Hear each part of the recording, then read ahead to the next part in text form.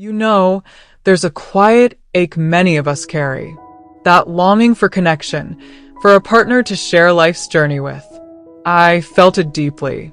I wanted love, a meaningful relationship, a soul aligned with mine. But the path to finding it often felt shrouded in mist, full of twists and turns I couldn't navigate on my own.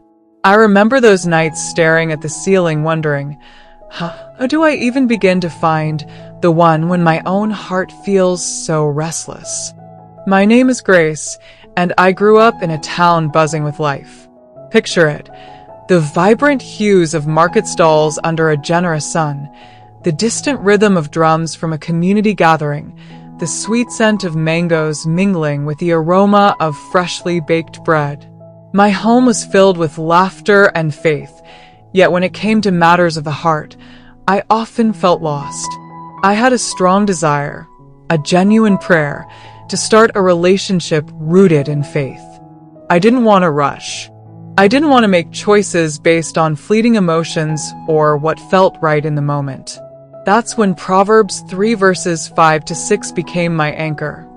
Trust in the Lord with all your heart and lean not on your own understanding. In all your ways acknowledge him, and he shall direct your paths. It was a moment of quiet surrender. I decided right then that I would acknowledge God, not just in big life decisions, but in the delicate dance of my heart. I poured out my desires in prayer, clinging to the promise that if I asked, sought, and knocked, I would find guidance. Over time, different people entered my life, each encounter a lesson. There was David, kind and genuinely supportive. He'd listen to my dreams and celebrate my small victories. But when I spoke of my faith, of God's place in my life, there was a gentle disconnect, a quiet understanding that our deepest foundations didn't align. It was a beautiful friendship, but for a partner, I needed more.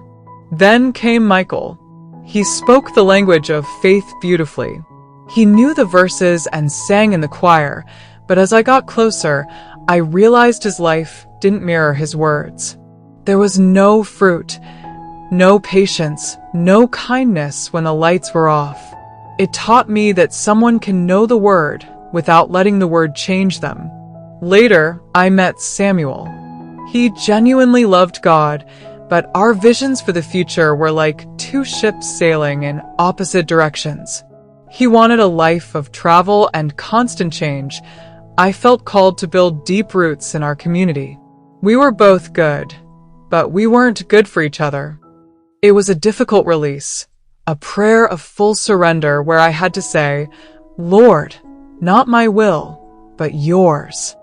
You know, I used to think God's guidance would be like a lightning bolt or a loud voice from the clouds.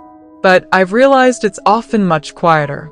It's that subtle check in your spirit when something feels off, or that deep, steady peace that remains even when things look uncertain. It's about looking for alignment in the quiet moments, not just the big gestures. And then I met Peter.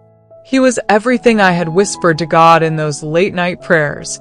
His kindness, his unwavering faith, the way he looked at the world. It felt almost too perfect, and for a moment, I was afraid to believe it. But then, God gently reminded me of the years I spent trusting him. This wasn't a coincidence. It was an answer. Today, as Peter and I walk toward marriage, we don't have all the answers, but we have a shared peace. If you're in a season of waiting or wondering, don't rush the process. Trust the one who knows your heart better than you do. Father, I pray that you give us the courage to wait for your best. Grant us discernment to see beyond the surface and peace to follow your lead. Amen.